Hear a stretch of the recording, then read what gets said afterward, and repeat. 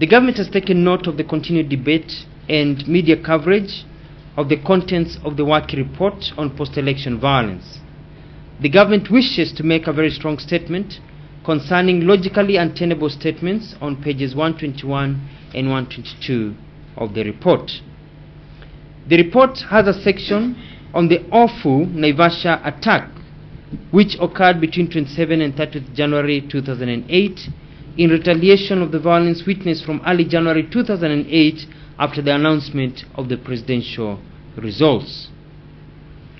In the report on page 121 concerning the Naivasha revenge attack, the report says, and I quote, "The Commission has also evidence that government and political leaders in Nairobi, including key office holders at the highest level of government, may have directly participated in the preparation of the attacks.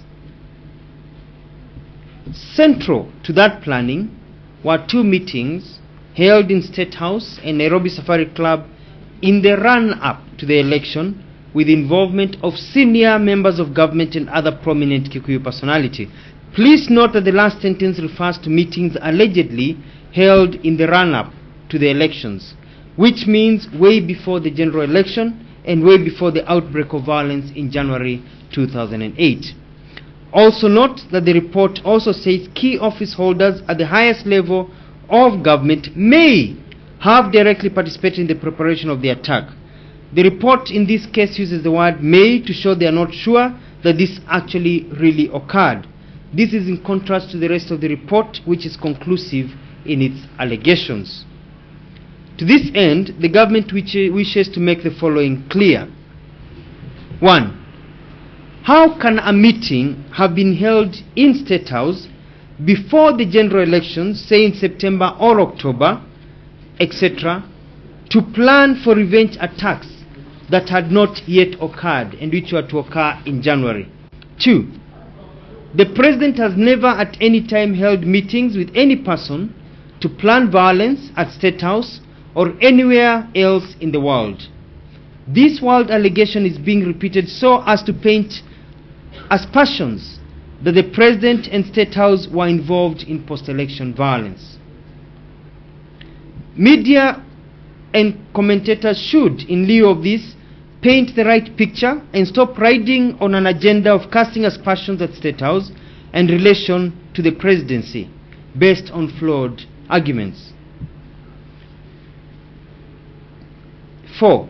We see this trend of assigning blame to President Kibaki also on page 30 of the report, which says, and I quote, that power has been personalized around the presidency, and this has been increased by changes of the constitution under each president since independence. This is also a lie and untrue, because in the 5 years of President Mwai Kibaki's first term, there was not a single constitution change, and therefore no changes giving any more powers to the president or the executive. So to ban President Kibaki by saying that even he changed the constitution, which they continue talking about how this government failed and getting more executive power, is actually untrue. We could go on and on and on and on, but this is about throwing aspersions and trying to involve the presidency in the violence. This press statement offers a very serious perspective by government on a very serious allegation, and we hope that media will not ignore this statement, but will give it the coverage it requires and not bury it within other stories. Finally, as we continue debating the Waki Commission report, let us embrace non-inflammatory language and promote peace, non-violence, and reconciliation. We can all agree to disagree in a non-violent manner. Kwa ufupi ni kusema kwamba katika ripoti ya Waki kuhusu ghasia